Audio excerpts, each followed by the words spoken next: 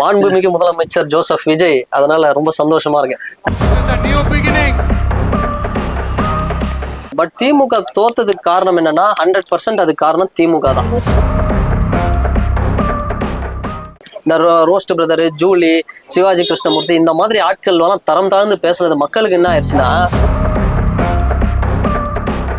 எழுதி வச்சுக்கோங்க. நான் இன்னைக்கு சொல்றேன் 2029 இல்ல 30 இதே 31 இப்படியே உதயநிதி இன்ப நிதின்னு வந்து டிராவல் பண்ணாங்கன்னா ரெட் சிப் போட்டு தளபதி அனுப்பிச்சிட்டாரு. நீ போயிட்டு குளத்தூர்ல ஒரு அட்டகாசம் பண்ணி சிட்டி அப்படிங்கிற மாதிரி. இன்னைக்கு டிஎம்கே ரொம்ப வீக்கா இருக்குது, ஏடிஎம்கே ரொம்ப வீக்கா இருக்குது. நீங்க ஒண்ணு விஜய் அவர்கிட்ட இருந்து அந்த வி ஃபேக்டரை நீங்க உடைக்கணும்னா டிஎம்கே ஏடிஎம்கே ஒண்ணு சேரணும். இன்னைக்கு முக ஸ்டாலின் குளத்தூர்ல தோத்ததுக்கு இப்படி இந்த விஎஸ் பாபு சார் இப்படி பண்ணதுக்கு, நீங்க சொல்றத பார்த்தா சாட்டையாவல் அவராலதான் வந்து என்டிகே தோத்துச்சுன்னு சொல்றீங்களா? ஆமா, சாட்டையனால தான் என்டிகே தோத்துச்சு, அது என்னவோ உண்மைதான். இனிமேலாவது திருந்துங்க. நீங்க திருந்தினா மட்டும்தான், இல்லைன்னா ரொம்ப கஷ்டம்.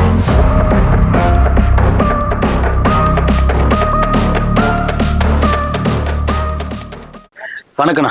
வணக்கம் ப்ரோ. எப்படி இருக்கீங்க? நல்லா இருக்கேன் ப்ரோ. ரொம்ப நாளைக்கு பிறகு பாக்குறோம். ரொம்ப சந்தோஷமா இருக்கேன். இப்போ ரொம்ப சந்தோஷமா இருப்பீங்களா? ஆமா, மாண்புமிகு முதலமைச்சர் ஜோசப் விஜய், அதனால ரொம்ப சந்தோஷமா இருக்கேன். ஏன் அவருக்கு நீங்க ஆதரவா பேசும்போது உங்களை எல்லாம் கூப்பிட்டு மிரட்டினாங்களே, பேசுறதை விட்டுற வேண்டியதானே? விட முடியாது ப்ரோ. அது எப்படி விட முடியும்? நல்ல ஒரு மனுஷன் பின்னாடி நான் நிக்கிறேன், தப்பான ஒருத்தர் பின்னாடி நான் நின்னா என்ன வந்து விலைக்கு போகலாம். நல்ல ஒரு மனிதர், நல்லது பண்ணணும்னு ஒரு எண்ணம் இருக்கு, அதனால அவர் பின்னாடி நான் நிக்கிறேன். சென்னையை பொறுத்தவரை திமுகனுடைய கோட்டை என்று அவங்க சொல்லிக்கிட்டே இருந்தாங்க. அப்போ சென்னையில பாத்தீங்கன்னா 14 தொகுதியில தோத்து இருக்கிறாங்க. அப்ப இது ஒரு மிகப்பெரிய ஒரு மாற்றமா இருக்கு. அதுக்கு என்ன காரணம்? குறிப்பா விஜய் ஒரு காரணமா? விஜயனுடைய வருகை தான் திமுகவினுடைய தோல்வி இல்ல. விஜய் அவரோட ஃபேக்டர் வந்து இருக்கு. பட் திமுக தோத்ததுக்கு காரணம் என்னன்னா 100% அது காரணம் திமுக தான். ஏன்னா ஒண்ணும் இல்ல, நாங்க குளத்தூர்ல அதை பண்ணோம், இதை பண்ணோம், இவ்வளவு இன்ஃப்ராஸ்ட்ரக்சர் வந்து ஃபெசிலிட்டி பண்ணோம், இதை கட்டணும் அதை கட்டணும்னு எல்லாம் சொன்னாங்க. ஆனா தூய்மை பணியாளர்கள் வந்து அழுத போது அவங்க போய் பார்த்திருந்தாலும், இல்ல அந்த மாதிரி நிறைய பிரச்சனை இருந்தது, அந்த பிரச்சனைக்கெல்லாம் போய் குரல் கொடுத்திருந்தாலும் இந்நேரம் டிஎம்கே வந்து வின் பண்ணிருக்கலாம். அதை விட்டுட்டு இவங்க என்ன பண்ணிட்டாங்கன்னா, ஒன்லி விஜய் சார் அட்டாக் பண்றதுலயே வந்து இவங்க குறியாயிட்டாங்க. இந்த ரோஸ்ட் பிரதர், ஜூலி, சிவாஜி கிருஷ்ணமூர்த்தி இந்த மாதிரி ஆட்கள் எல்லாம் தரம் தாழ்ந்து பேசுறது மக்களுக்கு என்ன ஆயிடுச்சுன்னா, என்னையா இவங்க இவ்வளவு மோசமா வந்து கேவலப்படுத்துறாங்க. இவங்க கேவலப்படுத்துற அளவுக்கு விஜய் வந்து அவ்வளவு நல்ல மோசமானவர்லாம் கிடையாது, ரொம்ப நல்ல மனுஷனாச்சுன்னு தெரிஞ்சு அவங்க எல்லாம் வந்து ஓட்டு போட ஆரம்பிச்சிட்டாங்க. இது வந்து திமுக தான் வந்து முழுக்க முழுக்க காரணம். இன்னொன்னு, உதயநிதின்னு போனதுதான் திமுக இன்னைக்கு இவ்வளவு பெரிய லாஸ் ஆனதுக்கு காரணம். ஏன் தெரியுமா? இப்ப கூட பாருங்க, இளம் தலைவர் என்னங்க இளம் தலைவர், எல்லாருமே இளம் தலைவர் தாங்க. இன்னைக்கு வந்து துரைமுருகன் தோத்து போறாரு, அன்பில் மகேஷ் தோத்து போறாரு, பல பேர் வந்து இன்னைக்கு தோத்து போனதுக்கு காரணம் உதயநிதி அந்த ஒரு வார்த்தை தான். அதை வந்து ரிஃபார்ம் பண்ணிக்கல. இன்னைக்கு பாருங்க, அழகிரி அவருடைய பொண்ணு அவங்களே வந்து பார்த்தோம்னா வாழ்த்து தெரிவிக்கிறாங்க, விஜய் சார் வந்து நல்ல மனுஷன், நல்லது பண்ணுவாரு அப்படின்னு. சோ அந்த அளவுக்கு வந்து அவருக்கு ரசிகரா இருக்கலாம், அதனால வந்து வாழ்த்து தெரிவிச்சிருக்கலாம். ரசிகர் இல்ல. நீங்க ஆனா பாருங்களேன், எழுதி வச்சுக்கோங்க. நான் இன்னைக்கு சொல்றேன் 2029 இல்ல 30 இதே 31 இப்படியே உதயநிதி இன்ப நிதின்னு வந்து டிராவல் பண்ணாங்கன்னா கனிமொழி மேடம் வந்துருவாங்க, சண்டை போட்டுன்னு வர்றதுக்கு வாய்ப்பு இருக்கு. அப்புறம் பல பேர் அங்க இருந்து வந்துருவாங்க. ஏன் பிரதர், சன் டிவின்றது விஜய் சாரோடைய ஒரு அந்த அளவுக்கு வந்து ஒரு படம் வந்து போடுவாங்க. நீங்க உங்க பையனை நீங்க வந்து உங்க பையனோட பர்சனல் வெஞ்சன்ஸ்க்காகவும் உங்க பையனை வளர்க்கறதுக்காகவும் தயாநிதி மாறணும், கலாநிதி மாறணும், ஏன் விஜய் சாரை பகச்சிக்கணும்? உங்க ஒரு பையனை நீங்க வந்து உருவாக்குறதுக்காக எல்லாருமே இன்னைக்கு பாருங்க தோத்து போயிட்டாங்க. அவங்க அப்பாவே தோத்து போயிட்டாங்க. குளத்தூர்ல அவரு ஜெயிச்சிட்டாரு. அந்த சொல்லுவாங்களா ஜஸ்ட் மிஸ் அப்படிங்கிற மாதிரி, அந்த மாதிரி வந்து வின் பண்ணாரு. குறிப்பா எல்லாருக்குமே திரு முக ஸ்டாலின் அவர்களுடைய தோல்வின்றது வந்து சுத்தமா யாரும் எதிர்பார்க்கல. விஜய் அவர்கள் ஜெயிப்பாரு ஜெயிக்க மாட்டாருன்றது ரெண்டாவது தான். அவர் 2 சீட்டு வருவாரு, 5 சீட்டு வரும். ஏன்னா ஆகச்சிறந்த பெரிய பெரிய பத்திரிகையாளர்களும் ஊடகவியலாளர்களும் எல்லாம் சொன்னா அவர் நிக்கிற தொகுதியில ஜெயிக்கட்டுங்க அப்படிதான் சொன்னாங்க. ஆனா முதல் தடவையா ஒரு முதலமைச்சர் சிட்டிங் எம்எல்ஏ அவருடைய சொந்த தொகுதியில கிட்டத்தட்ட பல வருஷமா அவர் தோத்ததே கிடையாது. 4-5 தேர்தல் இருக்கலாம் இல்லைங்களா? அப்படி இருக்கும்போது அந்த இடத்துல தோத்துருக்குறாங்க சார். அந்த இடத்துல வந்து ஒரு ரெட் சிப் போட்ட சிட்டியை நிக்க வச்சிட்டாங்க விஎஸ் பாபுன்னு. அவர் பாருங்க, நீங்க மனுஷன், அவர் எனக்கு மனுஷனான்றத டவுட்டா இருக்கு. அவர் பண்றதே பாருங்க, ஒரு ரோபோ, நான் வந்து ரோபோ அப்படிங்கிற மாதிரி தான் பண்றாரு அந்த மனுஷன். ரெட் சிப்பு போட்டு தளபதி அனுப்பிச்சிட்டாரு, நீ போயிட்டு குளத்தூர்ல ஒரு அட்டகாசம் பண்ணி சிட்டி அப்படிங்கிற மாதிரி. அந்த சிட்டி எல்லா கதையும் முடிச்சு, குறிப்பா சத்தியமா நான் நினைக்கலைங்க குளத்தூர் தொகுதியில மு.க. ஸ்டாலின் அவர்கள் தோப்பாருன்னு நான் நினைக்கவே இல்லை. ஆனா நடக்கிறதுக்கு வாய்ப்பு இருக்கு. நான் ஒரு சேனல்ல சொல்லியிருக்கிறேன், நடக்கிறதுக்கு வாய்ப்பு இருக்கு. ஏன்னா சுவேந்து அதிகாரி 2021 மம்தா பானர்ஜி தோத்துருக்காங்க, பிஜேபி இருக்கு சிட்டிங் சிஎம் அவங்க இத்தனைக்கும். அந்த மாதிரி ஒரு சில விஷயம் நடக்கிறது இருக்குது. அதனால நான் என்ன சொல்றேன்னா, திரும்பவும் நான் சொல்றேன், நியூஸ் சேனல் பாருங்க, எலெக்ஷன் ரிசல்ட் 108 வந்துருச்சு. அப்பவும் வந்து உதயநிதி விஜய் என களம் மாறுகிறதா அப்படின்றானுங்க. ஏய், தோத்ததுக்கு நீங்க அழிஞ்சு போனதுக்கு இந்த எலெக்ஷன்ல காரணமே உதயநிதின்ற வார்த்தை தான். ஏன் எத்தனை நாளைக்கே அப்படி பண்ண போறீங்க அப்படின்னு புரியல. மக்கள் வந்து பிரதர் 65, 70, 75, 80 வயசு அரசியல்வாதிகளுக்கு எல்லாம் எப்படி அவங்களுக்கு வந்து மனசுல தொட்டு சொல்லணும், அவங்களுக்கு எப்படி ஏத்துப்பாங்க? ஏம்பா, இதுக்கு முன்னாடி உங்க தாத்தா, இப்ப அப்பா, இப்ப உதயநிதி, அடுத்து இன்பநிதி, சபரீசன், இன்பநிதி வந்து அவருடைய குட்டி, இப்படியே போயிட்டு இருந்தா என்ன ஒரு நியாயம் இல்லையா? சோ அதனால வந்து திரும்பவும் சொல்றேன், இவங்க வந்து உதயநிதினு போனாங்க அப்படின்னா லாஸ் வந்து இவங்களுக்கு தான். இன்றைக்கு அவர் எதிர்கட்சி தலைவரை நியமனம் செய்திருக்கிறாங்களே, சட்டமன்ற குழு தலைவரும் அவர் தான். அண்ணாமலை மாதிரி ஒரு படிச்ச ஒரு கூப்பிட்டு வந்து தயவுசெய்து டிஎம்கேல ஒரு மிகப்பெரிய பொறுப்பு கொடுங்க. டிஎம்கே காப்பாத்தணும்னா அது அவங்களுடைய விருப்பம். அப்ப ஒண்ணும் பண்ண முடியாது.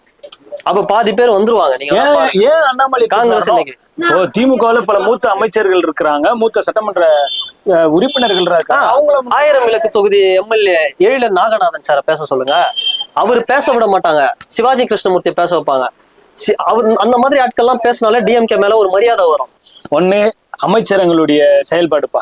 ரெண்டாவது இந்த டிவில உட்காந்து பேசுறாங்க பாத்தீங்களா, நான் வந்து அவருக்கு சப்போர்ட் பண்ணி பேசுறேன், இந்த நடுநிலைன்னு சொல்லிக்கிட்டு சப்போர்ட் பண்ணி பேசுறேன்னு சொல்லி நீங்க சந்தில கூட்டம் நிக்க வச்சிட்டாங்க. அவர் இந்த நடுநிலைன்னு சொன்னவங்க எல்லாம் சத்தியமா சொல்றேன், நான் நடுநிலைங்க, நான் இதுங்க அதுங்க அப்படின்றாங்க. பேசிக்கிட்டே இருக்கும்போது உலகம் போற்று உதயநிதின்னு ரிங்டோன் அடிக்குது. நீங்க வந்து உதயநிதி அப்படிங்கிறவரை நீங்க திரும்ப திரும்ப திரும்ப இந்த தப்பை தான் பண்றீங்க. நியூஸ் சேனல்லாம் பாருங்க, எதிர்கட்சி தலைவர் ஆகிறாரா, இப்படி ஆகிறாரா, களம் மாறுகிறதா, விஜய் உதயநிதி களம் மாறுகிறதா, இப்படியே நீங்க போட்டு அடுத்த 5 வருஷத்துல உதயநிதியா சேப்பாக்கத்துல நீங்க வீட்டுக்கு அனுப்புறது இன்னைக்கு பிளான் போட்டீங்க. எதிரி கட்சியா இருக்க மாட்டோம், எதிர்கட்சியா மட்டும்தான் இருப்போம்னு தெளிவா சொல்லியிருக்காருல. அப்ப அது பெருந்தன்மை காட்டுதுல. இப்போ எனக்கு என்னன்னா, அவரு எதிர்க்கிறாருன்னு அப்படின்னு சொல்றாங்க. இன்னைக்கு டிஎம்கே ரொம்ப வீக்கா இருக்குது, ஏடிஎம்கே ரொம்ப வீக்கா இருக்கு. ஒரு இதுல ஒரு விஷயம் நீங்க நோட் பண்ணீங்களா, ஏடிஎம்கேல இருந்து டிஎம்கேக்கு வந்திருக்காங்க பாரு, அவங்களாம் ஜெயிச்சுக்கிறாங்க. காலங்காலமா டிஎம்கேல இருந்து வந்து தோத்துருக்காங்க இந்த தேர்தல். பல பேர் அதுக்கு காரணம் தான் உதயநிதி அண்ணன்ற. இப்ப அடுத்து வந்து பார்த்தோம்னா, நான் என்ன சொல்றதுன்னு தெரியல. இப்ப ஏடிஎம் கிட்ட சேர்ந்துருவாங்களோ, தயவுசெய்து சேருங்கன்ற. அப்படி சேர்ந்தாதான் நீங்க வந்து ஜெயிக்க முடியும் இனி வர காலத்துல. அதுக்கும் ரெடியா இருக்கிறாங்க. இப்ப பாருங்க, எல்லாத்தையும் அம்பலப்படுத்திட்டாங்க. இவங்க 2 பேர் பேசுனது, டிஎம்கே ஏடிஎம்கே கூட்டணி வர்றது, இதை தாண்டி காங்கிரஸ் என்ன எல்லாம் பண்ணாங்க எல்லாத்தையும் வந்து இப்ப பேசிட்டாங்க. நீங்க ஒண்ணு விஜய் அவர்கிட்ட இருந்து அந்த வி ஃபேக்டரை நீங்க உடைக்கணும்னா டிஎம்கே ஏடிஎம்கே ஒண்ணு சேரணும், வேற ஆப்ஷன் இல்ல, சேருங்க. காலையில 7 மணிக்கு காக்கி sandal colour pant white shirt போட்டு வந்தவங்களா யாரு நினைச்சீங்க? டிஎம்கே ஆளுங்க ஓட்டு போடுறதுக்கு. ஆமா, என்ன தளபதி சொன்னாரு, இந்த வாட்டி விஜய் வரட்டும், நம்ம விட்டு. அங்க ஒருத்தர் தெரியல, அட பாயங்களா 5000 ஓட்டுக்கு வாங்கி காசு வாங்கிக்கணும், ஓட்டு போட மாட்டீங்களா? அதுதான் பாருங்க எவ்வளவு தெளிவா இருக்கிறாங்க. 8000 கூப்பனு 10,000 டோக்கனை டாரா கிழிச்சு போட்டு நான் விசிலுக்கு போடுறேன்னு போட்டாங்க. ஆனா மக்களை விட மீசைக்காரர் ரொம்ப கஷ்டப்படுறாரு தெரியல. யாருங்க? நக்கீரன். அவரா அழுதுட்டாரு. அவரு மட்டும் இல்லைங்க, பல பேர் வந்து இதுவாயிட்டாங்க. என்ன மேட்டர்னா, 5000 வாங்கினீங்கடா, மனசாட்சி இல்லையாடா? எங்களை ஜெயிக்க வச்ச முதல்வரையா இன்னும் கூட ஒரு 50 லட்சம் தொண்டர்களை அனுப்பிச்சு விடுங்க, எங்களுக்கு ஹெல்ப் பண்ணுங்க, சப்போர்ட் பண்ணுங்க. இல்லையே, அதுக்குதான் இந்த 108 வந்துச்சு. பெரும்பான்மைக்கு வந்து ஒரு 10 சீட்டு தேவைப்படும் போது இதே ஒரு ஊடகவியலாளர், ஒரு பத்திரிகையாளர், அவர் சொல்றாரு, இது திமுக ஒரு 30 எம்எல்ஏ மட்டும் தான் கேட்கல, இவங்க மற்ற எல்லாமே சொல்லிட்டாங்க அப்படின்றாரு. அதே மாதிரி ஆளுநரை வந்து கண்டிச்சு விஜய் பேசலன்றது ஒரு பேசு பொருளாச்சு. இப்ப எல்லோரும் கண்டிச்சு அறிக்கை விடுறாங்க. திமுகவும் சிபிஐ, சிபிஐஎம், விசிகா, அதிமுக சொல்லலன்னு வச்சுக்கோங்களேன். டிடிவி கூட சொன்னாரு, அப்புறமா லாஸ்டா சொன்னாரு, நீங்க வந்து அது விட்டுருங்க, அது வேற. ஏன்னா ஏஐ விஷயம், அது நம்ம தேவையில்லை, சரிங்களா? எல்லாருமே பண்ண கூட ஆனா விஜய் அவர்கள் தரப்புலையோ டிவிகே தரப்புல இருந்து ஒரு சின்ன ஒரு வார்த்தை கூட ஒரு வெளியே வரவே இல்லை, பேசவே இல்லை. அதாவது ஃபர்ஸ்ட் ஓவர் வந்து கொஞ்சம் பால் எப்படி இருக்குதுன்னு பாக்குறாரு தளபதி. அடுத்துதான் வந்து இப்ப அடிக்க ஸ்டார்ட் பண்ணுவாரு. இந்த கவர்னருக்கும் டிவிகேக்கும் ஒரு மிகப்பெரிய கிளாஷ் இருக்கும், விஜய் சாருக்கும். இது பெரிய ஒரு இதுவா இருக்கும். ஆனா உண்மையில அவர் நல்ல மனுஷன் தான்ப்பா. 8 மணிக்கு பாக்குறாங்க, 10 மணிக்கு பாக்குறாங்க, 12 மணி கூட பார்த்தா கூட பாக்குறாங்க. கடைசியா அன்னைக்கு இவர் போகும்போது அவர் கேரளா போக வேண்டியது, அதை கேன்சல் பண்ணிட்டு இங்க இருந்து மறுநாளே வராரு. அவரை போட்டு போய் இணையதளத்துல போட்டு அடி நடிச்சிருந்தாங்க. அது யாருமே காரணம் வந்து இவங்க அவங்கன்னு சொல்ல முடியாது. எல்லாம் ஒண்ணுதான். ஒருத்தர் எல்லாரையும் எதிர்க்கிறாங்க, ஒருத்தரை எல்லாரும் எதிர்க்கிறாங்க. அதுதான் வந்து உண்மை. இது எல்லாம் வந்து தாண்டி வந்துட்டாரு இப்ப அந்த மனுஷன். இப்போ இன்னொரு மேட்ரு சொல்றீங்கல்ல, தயவு செய்து அதை மட்டும் கொஞ்சம் மாத்திக்கங்க. ஏன்னா இந்த பூனை வந்து கண்ணை மூடினா எல்லாம் இருட்டாயிடும்ன்ற மாதிரி நினைச்சிட்டு இருக்காங்க. உலகமே இருட்டாயிடும்னா அது மாதிரி இந்த விசிகேவும் கம்யூனிஸ்டும் வந்து வந்ததுக்கு காரணம் பார்த்தோம்னா திமுக தான், தளபதி ஸ்டாலின் தான் அனுப்பிச்சு விட்டாரு அப்படின்னு சொல்லிட்டு இருக்காங்க. அதெல்லாம் ஸ்டாலின் தயவுலதான் வந்து டிவிக்கு ஆட்சின்றாங்க. கலைஞர் ஐயாவும் ஸ்டாலின் ஐயாவும் தோத்தது காரணம் 2016 யாருன்னா இதே கம்யூனிஸ்டுகளும் இதே விசிகாவும் தான். இப்ப அவங்களுக்கு வேணான்னு முடிவு பண்ணிட்டாங்க. அவங்களுக்கு ஒரு காலம் வந்திருக்கு, அவங்கள வாழ விடுங்க.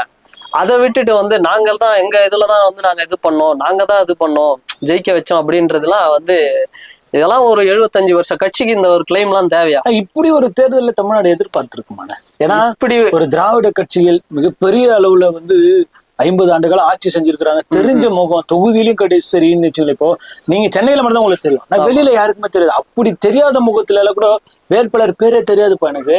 அவர் பேர் கூட தெரியாது, முகம் கூட தெரியாது. ஆனா நான் விசில் சேர்த்து ஓட்டு போட்டேன். அப்போ விஜய் என்ற ஒரு மனிதருக்காக இவ்வளவு விஷயம் செஞ்சிருக்கிறாங்க. அப்போ தமிழ்நாட்டுல எங்க எந்த பிரச்சனை இருந்தாலும் இவர் தான் பதில் சொல்லணும். அன்னைக்கும் இப்படி வந்து வாய்மூடி மௌனமா இருக்கக்கூடாது. அதுக்கான தார்மீக பொறுப்பு அவர் தான் இருக்கணும். பிரதர், ஃபர்ஸ்ட் ஒரு விஷயம் என்னன்னா, இவங்க வந்து எல்லாத்தையும் பண்றாங்க, நான் இல்லைன்னு சொல்ல. ஆனா நம்ம ஒரு புரட்சி உருவாயிருக்குது, இதை ஒண்ணுமே பண்ண முடியாது.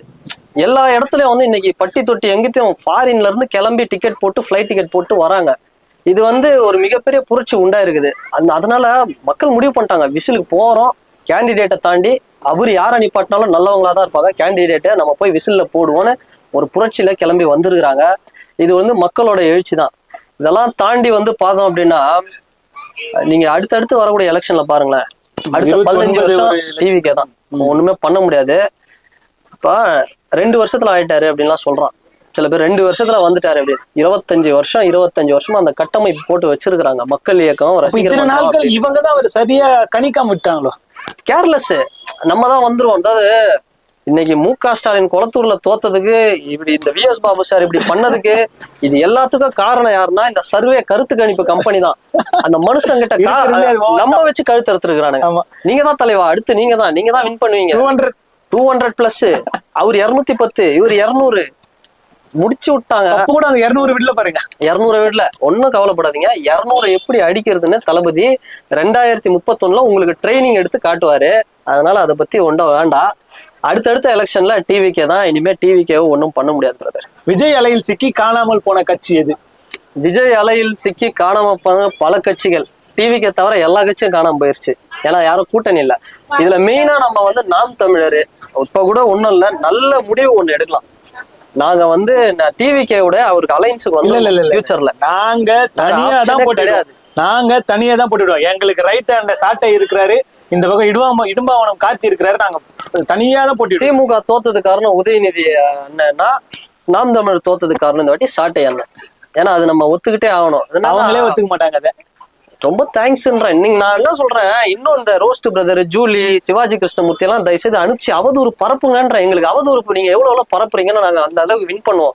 நாங்க 200 ஜெயிக்கணும், நீங்க அவதூறுகள் பல பரப்பணும். நீங்க சொல்றத பார்த்தா சாட்டையாவல் அவரால் தான் வந்து என்டிகே தோத்துச்சுன்னு சொல்றீங்களா? ஆமா, சாட்டையனால தான் என்டிகே தோத்துச்சு. அது என்னவோ உண்மைதான். ஏன்னா அவர் என்னங்க செஞ்சாரு? அவரு கட்சி செய்யலன்னு நீங்க சொல்றீங்க. என்ன செஞ்சாரு அவரு? ஒண்ணுமே செய்யல. கட்சிக்கு தலைவர் கூட போறாரு, எல்லா மேடையிலும் பேசுறாரு, தமிழகம் முழுவதும் போய் பேசுறாரு, கட்சிக்கு அவருக்கு முடிஞ்ச உழைப்பை கொடுத்துட்டு இருக்காருங்க. நீங்க அவரை தப்பா சொல்றீங்க, அவரால் தோத்துச்சுன்னு. சரி, அப்ப சாட்டை அவரே பேசட்டும். அடுத்த எலெக்ஷன்ல நம்ம ஒண்ணும் பண்ண முடியாது. எந்த கூட்டத்தை வந்து தற்கூரின்னு சொன்னாங்களோ அந்த கூட்டம் தற்கூரி இல்ல. அந்த கூட்டத்தை யாரெல்லாம் தற்கூரின்னு சொன்னீங்களோ நீங்க தான் ஒரிஜினல் தற்கூரின்னு அப்படின்னு மக்களே வந்து ஒரு விஷயத்த சொல்லி விட்டாங்க. பேசி ஒரு கட்சி மட்டும் இல்ல, பல கட்சியை வந்து இங்க நடுத்தருல வந்து பாவம் கொண்டு வந்து விட்டு போயிட்டாங்க. நான் என்ன சொல்றேன்னா, இந்த அரசியல்ல கொஞ்சமாச்சும் அறத்தோட நடந்துக்குங்க. எலெக்ஷனோட கடைசி நாள்ல அஜித் சார் போய் சொன்னாரு நோ நீடு, மாற்றம் தேவையில்லைன்னு. அதை வந்து ராங் இன்ஃபர்மேஷன் எடுத்து போட்டுட்டு இருக்கிறீங்க. சிம்பு 9 வருஷம் முன்னாடி பேசினாரு, அதை எடுத்து ராங் இன்ஃபர்மேஷன் போட்டுட்டு இருக்கீங்க. கொஞ்சமாச்சு வந்து ஏதாவது. நான் ஒரு அண்ணனுக்கு ஃபோன் பண்ணியே கேட்டேன், ஏன்னா பூத்துல உட்காந்துருக்கிற டிஎம்கே சார்பா வெள்ளை சட்டை போட்டிருக்கிறேன், நீலாம் வெள்ளை சட்டை போட்டவன் பண்ற வேலையா இதுன்னு அப்படின்னு கேட்கறேன். அரசியல்ல இதெல்லாம் சாதாரண தம்பி அப்படின்னு. அப்போ இப்போ அதெல்லாம் பண்ணிட்டு இப்ப இவங்க பேசிட்டு இருக்கிறாங்க, if you want to destroy the nation, அந்த நேஷனோட யூத்தை நம்ம வந்து கெடுக்கணுமா? உங்களதான் கெடுத்து வச்சிருக்காங்க. கடந்த 40 வருஷமா திமுக அதிமுகன்னு திராவிடன் பேசி உன்னதான் கெடுத்து வச்சிருக்காங்க. இனிமேலாவது திருந்துங்க. நீங்க திருந்தினா மட்டும்தான், இல்லைன்னா ரொம்ப கஷ்டம், ரொம்ப ரொம்ப கஷ்டம் ஜெயிக்கிறது. நான் இப்ப நோட் பண்ணி வச்சுக்கோங்க, 3 வாட்டி எப்படி மோடி குஜராத் ஆண்டு அதுக்கப்புறம் பிரைம் மினிஸ்டர் ஆனாரோ அந்த மாதிரி தளபதி அடுத்த 3 வாட்டியும் அவர் தான் வந்து சிஎம். இங்க தமிழ்நாட்டுக்கு அவர் தான் சிஎம். அடுத்து வந்து அவரு அந்த இப்ப கோட்டு போடுறது எதுக்குன்னா அந்த பிரைம் மினிஸ்டர் கேண்டிடேட்டா இப்ப இருந்து தயாராகிறாரு. மெர்சல் படத்துல 5 ரூபா டாக்டர் நடிக்கும் போது தமிழர்களுடைய பாரம்பரிய உடையான வேஷ்டி சட்டையை அணிஞ்சிட்டு வந்தாரு. அப்போ பதவி ஏற்க வரும்போதாச்சும் வேஷ்டி சட்டையில வந்திருக்கணும்ல, இவருக்கு என்ன அவ்வளவு இது கோட் சூட் போட்டு வராரு அப்படின்ற விமர்சனங்கள் வந்து சமூக வலைதளங்கள்ல எழுதுறாங்க. ஏன் நான் என்ன சொல்றேன், பதவி ஏற்க வரும்போது மாட்டு வண்டியில வரலாம்ல, அதுவும் நம்ம ட்ரெடிஷன் தானே. ஏன் கார்ல குண்டு துளைக்காத கார்ல ஏன் வரணும்? ஒரு சேஃப்டிக்கு தானே. இல்ல தமிழ்நாடு தமிழர் பாரம்பரியத்துல வந்திருக்கணும்ன்றது அவங்களுடைய ஒரு கேள்வியா இருக்கு. பிரதர், நான் வந்து தமிழ் பாரம்பரியம் அப்படிங்கிறது அது வந்து ஒரு ட்ரெஸ்லயோ கிடையாது, அது உணர்வு, அவரோட மனசுல இருக்குது. அந்த மனுஷனை நீங்க வந்து 12 மணிக்கு எழுப்பி கேட்டா கூட அவருக்கு மனசுக்குள்ள தமிழர்னு அந்த உணர்வு தான் இருக்கும். அது இது சம்பந்தமே அதுதான். டே 1ல இருந்து அவதூறு பரப்புறாங்களாமா. எப்படி நீங்க வந்து தேடா போட்டீங்க இந்த பாட்டை, தமிழ் தாய் வாழ்த்த, எப்படி நீங்க வந்து மின்சாரம் வந்து நீங்க இல்ல இது இப்படின்னு டே 1ல இருந்து அவதூறு பரப்புறாங்களாம். இவங்களுக்கு டே 1ல இருந்து வந்து நாங்க இது பண்ணுவோம், பதில் சொல்றோம். ஏன்னா விர்ச்சுவல் வாரியர்ஸை நீங்க ரொம்ப கண்டிப்பா விடக்கூடாது, கஷ்டம் பண்ணிடலாம். இதுல முக்கியமான ஒரு விஷயம், ஒருத்தருடைய கனவு இந்த தேர்தலில் நிஜமாயிருக்கு தெரியுமா? எது? யாரு? சீமான் அவர்கள் தொடர்ந்து தமிழ்நாட்டை தமிழன் தான் ஆளுன்னு சொல்லிட்டே இருப்பாங்கல்ல. அப்படி பார்த்தா இன்றைக்கு தமிழன் முதலமைச்சர் ஆயிட்டார்ல. ஆமா, அப்ப அவருடைய கனவு நினைவாச்சு இல்ல? ஆமா, கண்டிப்பா. அவர் ஒரு வாழ்த்துக்கள். அவரு கூப்பிட்டுருக்கலாம், எனக்கு தெரிஞ்சு. கூப்பிடலையா? சிஎம் இவரு முன்னாள் முதலமைச்சர் அவர் வீட்டுக்கு போனதுக்கு, அவர் வீட்டுக்கு தளபதி. எனக்கு ரொம்ப வருத்தம்ப்பா எங்க அண்ணனை கூப்பிடாதது. அதுல எனக்கும் ரொம்ப வருத்தம். எனக்கு ரொம்ப வருத்தம். என்ன இருந்தாலும் 1000 இருந்தாலும் அந்த மனுஷன் வந்து சாட்டையினாலதான் அவருக்கு பிரச்சனை. ஆனா அது அவர் இதுவரை உணர்ல பாருங்க, இன்னும் கூட வச்சு சுத்துறாரு. அது ஒண்ணும் பண்ண முடியாது. இன்னமும் ஜூலியா நம்பிட்டு இருக்குதுல ஒரு குரூப், அந்த மாதிரிதான். அதனால நம்ம என்ன இருந்தாலும் நீங்க இப்போ ஒரு விஷயம், மாண்புமிகு அண்ணன் திரு ஜோசப் விஜய் அவர்கள் அனைத்து தலைவர்களையும் அரசியல் கட்சியை சார்ந்தவர்களையும் போய் பார்த்து கொண்டிருக்கிறார். அந்த வரிசையில் இவரும் ஒரு மூத்த அரசியல்வாதி தான். என்ன பொறுத்தனா விஜய் அவர்களுக்கு முன்னாடி நம்ம எல்லாம் அவரை கண்டிப்பா ரசிச்சிருப்போம், அவருக்கு வாக்களிச்சிருப்போம். சோ அவர் சீமான் அவர்களை போய் மரியாதை நிமித்தமாக பார்க்க வேண்டும் என்பது என்னுடைய ஒரு கோரிக்கை. அதெல்லாம் வந்துருவார், அவரே வந்துருவார். பாருங்க தம்பி, நம்ம தமிழுக்காக நம்ம ஒண்ணு சேருவோம்டா அப்படின்னு அவரே வந்துருவார். நல்ல மனுஷன் தான். எனக்கு தெரிஞ்சு வரமாட்டாரு, தம்பியை போட்டு அடிக்க போறாரு. இல்ல ரொம்ப கஷ்டம், ஏன்னா தனிச்சு நின்னா கடைசி வரலாம் வராது. அது 234 தொகுதி அவர் நினைக்கிறார், ரொம்ப கஷ்டம். அது வந்து வேற வழி இல்லை, வந்துடணும். நல்லா இருந்தது ப்ரோ. இன்னைக்கு எலெக்ஷன் 108 பார்த்த உடனே எனக்கு ரொம்ப சந்தோஷம். அப்படியே வரேன் இதுல இருந்து வரேன், எங்க பீச் ஸ்டேஷன்ல இருந்து வந்துட்டு இருக்கிறேன். எனக்கு அந்த நியூஸ் பார்த்துட்டு அப்படியே வரேன், அப்படியே கண்ணுல இருந்து எனக்கு ஆட்டோமேட்டிக்கா கண் கலங்கி ஒரு மாதிரி ஆயிடுச்சு. தமிழ்நாடு மக்கள் நிறைய பேர், மக்களுக்கு நன்றி. மக்கள் வந்து ரொம்ப நான் என்ன நினைச்சேன்னா, மக்கள் வந்து இவ்வளவு நம்பிக்கை, இவ்வளவு நேர்மையா, நான் மக்களுக்கு நன்றி சொல்றேன். சப்போஸ் டிவிக்கு தோத்து இருந்தாலும் நான் மக்களுக்கு நன்றி சொல்லுவேன். ஆனா மக்கள் நல்லவங்களாதான் இருக்கிறாங்க. இந்த அரசியல்வாதிகள் பண்ற சூழ்ச்சி தான் மக்களை வந்து கொஞ்சம் இதுவா. 1.5 கோடி பேர் விஜய் அவர்கள் நம்பி வாக்களிச்சிருக்காங்க. ஒன்னே முக்கா கிட்ட வருது. ஒன்னே முக்கா கோடி பேர் வாக்களிச்சிருக்காங்க. ஆனா ஒரு குரூப் என்ன சொல்லுதுல, இன்னும் 1.25 கோடி பேர் அவர் பிடிக்கலாம வாக்களிச்சிருக்கான் பாரு, அது நீங்க கவனிக்கணும். அப்ப பார்த்தா ஏடிஎம்கே டிஎம்கே தான் மெஜாரிட்டி அப்படின்றாங்க. அதுதான் சொல்றேன், நீங்க தயவுசெய்து சேருங்கன்ற. நீங்க வந்து டிஎம்கே ஏடிஎம்கேவும் சேர்ந்துட்டீங்கன்னா இப்ப இவங்க தனித்தனியா நின்னா இதுவாயிடும், வளருவாங்க. இவங்க 2 பேர் இப்ப ஒண்ணு சேர்ந்துட்டாங்கன்னு வச்சுக்கீங்களேன், மொத்தமா முடிஞ்சிடும் இந்த கதை. அதான் உங்களுடைய ஆசை, அதுதான் 2 பேரும் ஒன்னா சேரணும், முதலமைச்சர். ஆமா, திமுக அடுத்த தமிழ் மாநில காங்கிரஸ், நம்ம ஜி.கே. வாசன் ஐயா கட்சி என்ன சீட்டுக்காக அந்த லெவல்ல ஆயிடும். நம்ம ஏடிஎம்கே வந்து அடுத்த அமமுக அந்த லெவல்ல தான் ஆகும். இவங்க 2 பேரும் ஒண்ணு சேரணும் தான் நான் கடவுளை வேண்டேன், தயவுசெய்து சேரணும். கடைசியில ஒரு சீட்டு வந்து சண்டை போடுவீங்க. அப்புறம் இன்னொரு மேட்ரு சொன்னாங்களே, என்னப்பா இது வந்து மெஜாரிட்டி எங்களாலதான் வந்து கிடைச்சதுன்னு. நான் என்ன சொல்றேன், சரி விடு, ஆட்டத்தை ஃபர்ஸ்ட்ல இருந்து பரோட்டா ஃபர்ஸ்ட்ல இருந்து சாப்பிடுறோம், கோட்டை நீ போடு. நாங்க சொல்றோம் இப்ப உறுதியா, நாளைக்கே எலெக்ஷன் வச்செல்லாம் டிவிக்கு 180. ஏன்னா நேற்று வரைக்கும் மறைஞ்சு சப்போர்ட் பண்ணவங்க எல்லாம் இன்னைக்கு டைரக்டா அடிப்பாங்க. 180+ அடியும் நாங்க சொல்றோம். நீங்க அந்த கான்பிடென்ட் இருக்கானா டிஎம்கே கேக்குறேன், நீங்க சொல்லுங்க எவ்வளவு ஜெயிக்கும் அப்படின்னு. எங்களுக்கு கூட்டணி இல்லாம போட்டியிட கான்பிடென்ட் இல்ல. அந்த போன 26 கட்சி 20 கட்சி நம்ம இங்க டிவிகே கிட்ட வந்துரும், எங்க கிட்ட வந்துரும். அடுத்த தேர்தல நடக்கும். அடுத்த இப்ப நடந்துச்சு, காங்கிரஸ் வந்துட்டாங்க. இன்னும் இடதுசாரிகள் வரணும். ஏன்னா அவங்கதான் ரொம்ப ஆண்டு காலமா இருக்கிறாங்க. தமிழை வந்து இன்னொன்னு மத்திய அரசு கொண்டு வரக்கூடிய திட்டங்களை எல்லாம் ரொம்ப நேர்மையோடு எதிர்க்கக்கூடியவங்க அவங்கதான். அந்த வரிசையில திருமாவளவன் அவர்களும் அவர் சொன்ன வார்த்தையை காப்பாத்திருக்கிறார். நீங்க சொன்ன சிபிஐயும் கம்யூனிஸ்டும் விசிக வந்தா 2016 கலைஞர் ஐயாக்கும் ஸ்டாலின் ஐயாக்கும் போட்டு விட்டாங்க சிம்பிள். அது வேற டிபார்ட்மெண்ட்.